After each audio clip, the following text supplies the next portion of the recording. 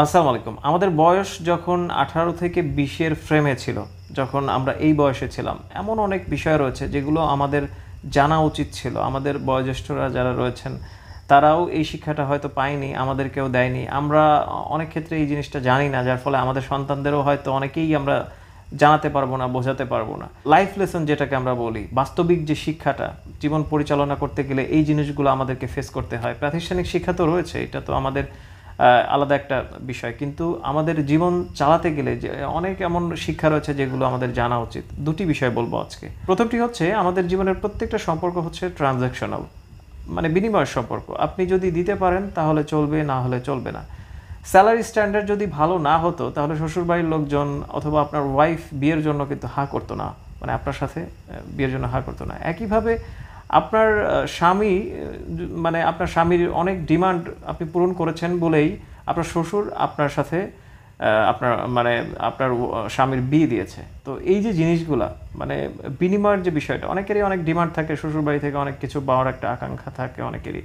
তো এই জিনিসগুলো যখনই ফুলফিল হয়েছে, তখনই কিন্তু একটা সম্পর্কের জন্য মানুষ এগিয়েছে। আপনি হয়তো জবলেস অবস্থায় 1 মাস বাড়িতে রয়েছেন, you will see the magic.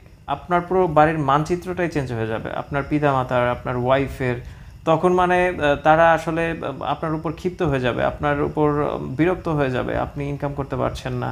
মানুষের সম্পর্ক হচ্ছে ট্রানজ্যাকশনাল। আপনি দিতে পারলে আপনার সম্পর্ক টিকবে, না হলে পৃথিবীতে কোনো সম্পর্কই এভাবে টিকিয়ে রাখা সম্ভব হয় না। এইটা দারুণ একটি লাইফ লেসন, যেটা আমাদেরকে শিক্ষা দেওয়া হয়নি। এগুলো যদি আমরা আগে থেকে বুঝতে পারতাম, যখন আমরা একদমই টিনেজে ছিলাম, তখন হয়তো এইগুলো যদি আমাদের মাথায় ঢুকতো কিংবা বোঝাতো, তাহলে হয়তো আমরা জীবনের বাকি যে সময়টা, যে আমাদের আয়ুতে যে সময়টা রয়েছে, এটা আমরা ভালো করে একটা ভালো লিড করতে পারতাম। সেকেন্ড হচ্ছে মানুষকে হারানোর ভয়। এই জিনিসটা সবার মধ্যেই কাজ করে। শুধুমাত্র যে প্রেমিক প্রেমিকা এইদিকে নেবেন না। প্রেমিক প্রেমিকার হারানোর যে ভয়টা, শুধুমাত্র এই ভয়টার কথা বলছি না। আপনার জীবনে অনেকেই আসবে, কষ্ট দেবে, অথবা আপনার জীবনে শান্তি দেবে, হ্যাঁ, আবার সে চলে যাবে, অথবা কষ্ট দিয়ে চলে যাবে, কষ্টটা আপনার কাছে থেকে যাবে। সেটা নিয়ে আপনি নিজের মধ্যে মানে একটা কষ্ট, এবং আপনার মধ্যে একটা সংঘাত চলতে থাকবে সারা জীবন। এই জিনিসটা আসলে ঠিক না।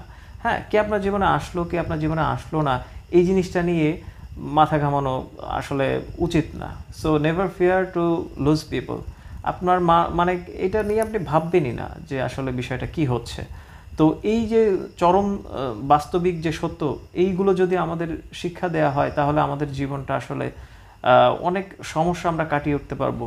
এবং অনেকেই বলে যে আমি ডিপ্রেসড, আমি ডিপ্রেশনে রয়েছি।